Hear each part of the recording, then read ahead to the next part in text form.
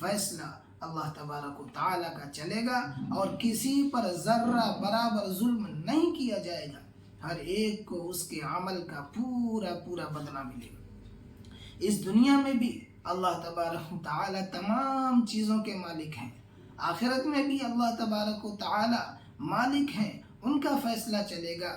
اس دنیا میں بھی اللہ تبارک و تعالیٰ تمام چیزوں کے مالک ہیں۔ ہاں، اپنی رحمت اور اپنے کرم کے صدقے میں اللہ تبارک و تعالیٰ نے انسانوں کو تھوڑی سی ملکیت دے دیا ہے، لیکن اللہ تبارک و تعالیٰ نے ملکیت کیا دیا؟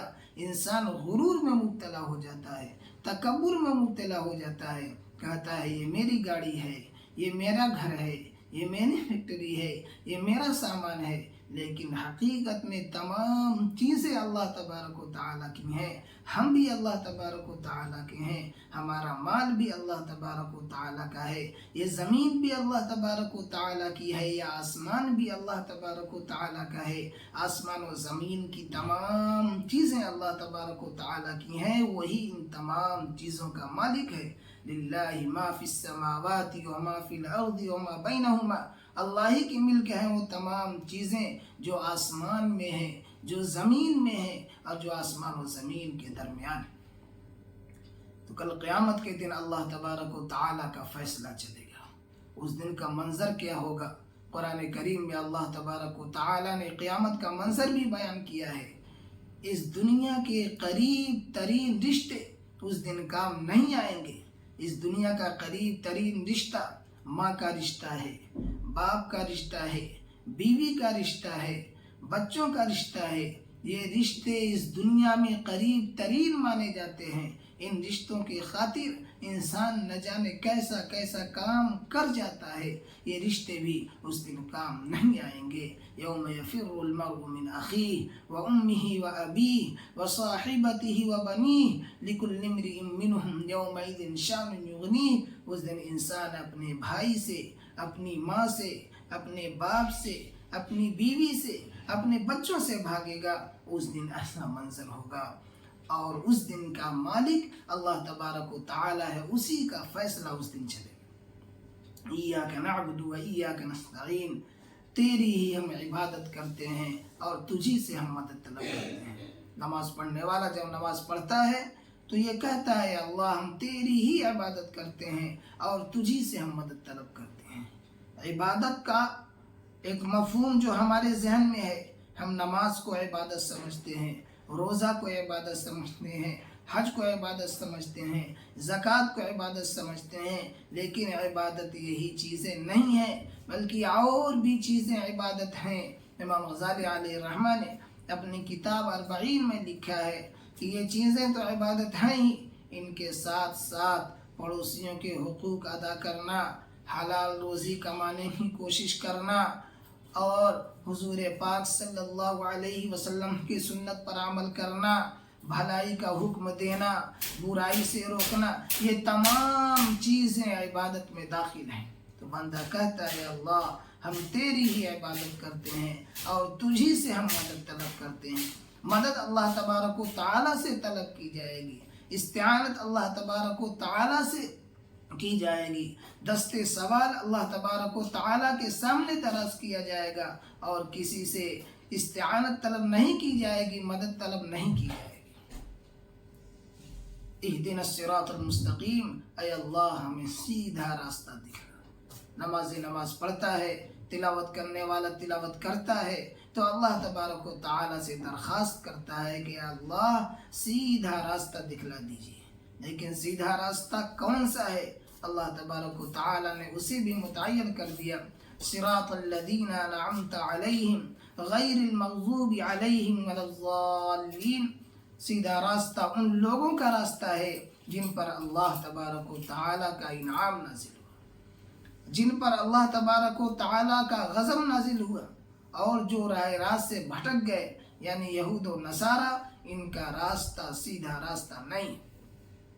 اب کون لوگ ہیں جن پر اللہ تبارک و تعالیٰ کا انعام نازل ہوا؟ دوسری جگہ اللہ تبارک و تعالیٰ نے ارشاد فرمایا اولئک الذین انعم اللہ علیہم من النبیین والصدیقین والشہداء والصالحین، کہ جن پر اللہ کا انعام نازل ہوا وہ انبیاء ہیں، وہ صدیقین ہیں، وہ شہداء ہیں، وہ صالحین ہیں، ان پر اللہ کا انعام نازل ہوا، ان کا راستہ سیدھا راستہ ہے، اور یہود و نصارہ کا راستہ سیدھا راستہ نہیں ہے۔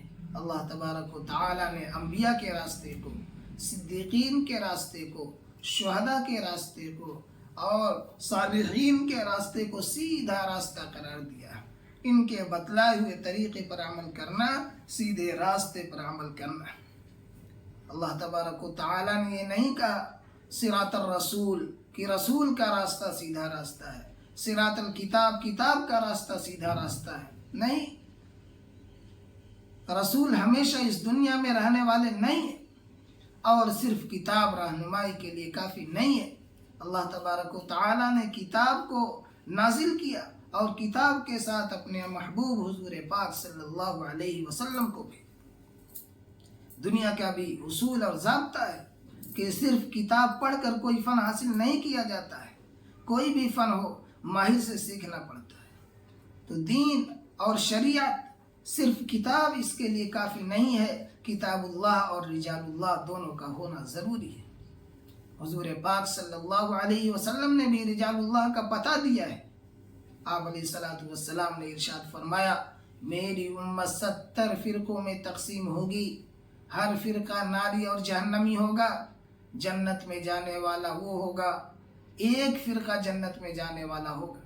صحابہ کرام نے سوال کیا ہے اللہ کے رسول صلی اللہ علیہ وسلم، وہ کون لوگ ہوں گے جو جنت میں جانے والے ہوں گے؟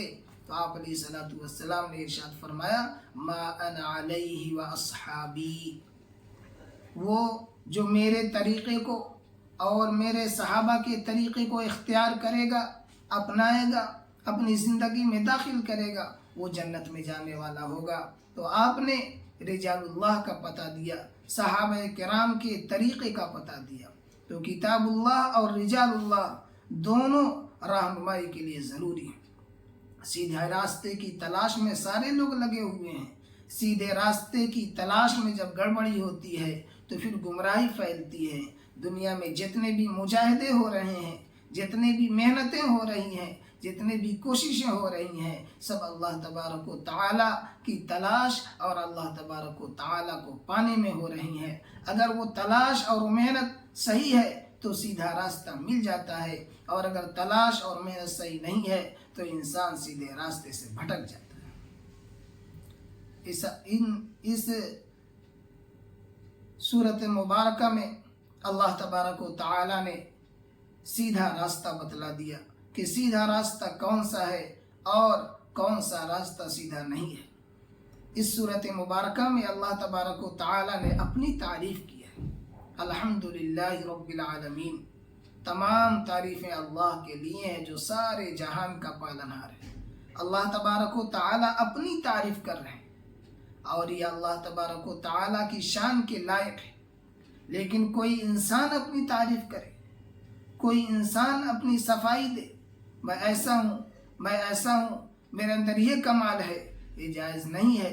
قرآن کریم نے اللہ تبارک و تعالیٰ نے ارشاد فرمایا، فَلَا تُزَكُّوا أَنفُسَكُمْ هُوَ أَعْلَمُ بِمَنِ اتَّقَىٰ، کہ تم اپنی پاکی مت بیان کرو، اپنی صفائی مت بیان کرو۔ اللہ تبارک و تعالیٰ جانتا ہے کون کتنا متقی ہے اور کون کتنا پرہیزگار ہے۔ ہمیں تو یہ تعلیم دی گئی ہے، اللہم اجعل فی عینی صغیرہ وفی اعین الناس کبیرہ، ہمیں سکھلایا گیا ہے کہ ہم دعا مانگیں، اے اللہ مجھے اپنی نگاہ میں چھوٹا بنا دیجئے اور دوسروں کی نگاہ میں بڑا بنا دیجئے۔ ہم اگر شریعت و سنت کے مطابق عمل کریں گے، اللہ اور اللہ کے رسول حضور پاک صلی اللہ علیہ وسلم کے بتلائے ہوئے طریقے کے مطابق عمل کریں گے، ان کے طریقے کو اپنی زندگی میں داخل کریں گے، پھر ہمیں خود سے تعریف کرنے کی ضرورت نہیں ہے، دوسرے لوگ خود ہماری تعریف کریں گے۔ لیکن ہم اپنے آپ کو پاک صاف نہ سمجھیں اور اپنی پاکی اور اپنی صفائی لوگوں سے بیان نہ کریں۔ ہمارے اندر کوئی کمال ہے اور کوئی تعریف کر رہا ہے تو اس کا ظرف ہے وہ تعریف کرے، لیکن ہم خود سے اپنی تعریف نہ کریں۔